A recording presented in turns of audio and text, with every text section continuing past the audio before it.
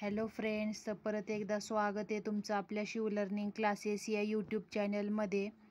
आज आपण अक्षर वाचन घेणार आहोत. हे बघा, तुम्हाला ते अक्षर वाचन करताना उच्चाराचे जे प्रॉब्लेम होत होते ते आज आपण डिटेलमध्ये पाहूयात. कोणता शब्द कसा रीड करायचा ते बघूयात. चला तर मग व्हिडिओला सुरुवात करते. बघा, पहिला शब्द काय आहे, तू विचारला होतास मला.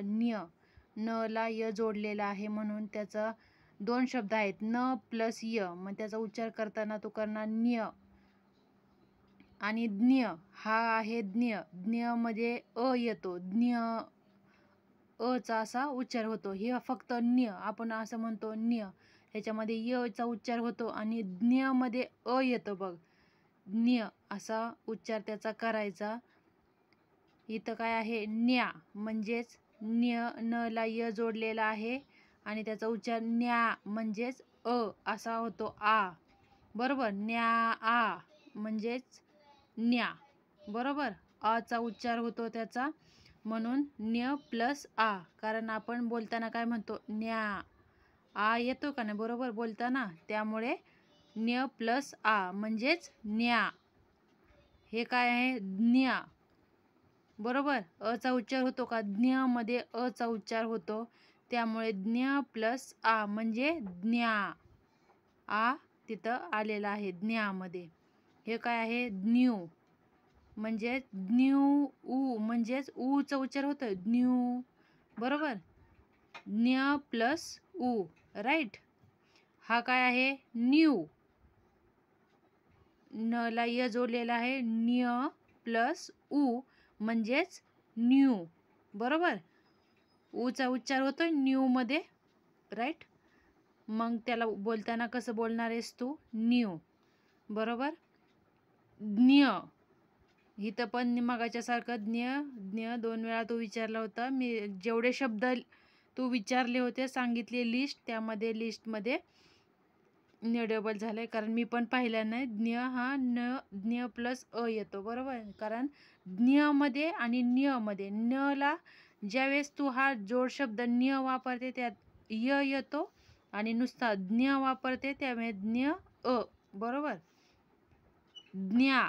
ज्ञा प्लस आ म्हणजेच आ, ज्ञा. आपण असं बोलतो का नाही, ज्ञा. इथं ज्ञा दिलेला आहे त्याप्रमाणे ज्ञा. ज्ञ प्लस आ, कारण ज्ञा म्हणजेच अ. बघ, तू स्वतः उच्चार करताना शब्द एकदा बोलून बघ, स्वतः उच्चार करून बघ, तुला आपोआप ते शब्द समजून जातील. ज्ञा. हे काय आहे, ज्ञी. ई. बरोबर, ज्ञी म्हणजेच ईचा उच्चार होतोय. तू बोलून बघ हा शब्द, ज्ञ प्लस ई. ईचा उच्चार होतो ज्ञी म्हणताना, म्हणून ई. आता हा कसा आहे, ज्ञी म्हणजेच ही ई इडलिंबूचा ई येतो. बरोबर, इमली, इडलिंबू, आणि ही ई म्हणजे इमारतीचा ई. बरोबर, ज्ञू.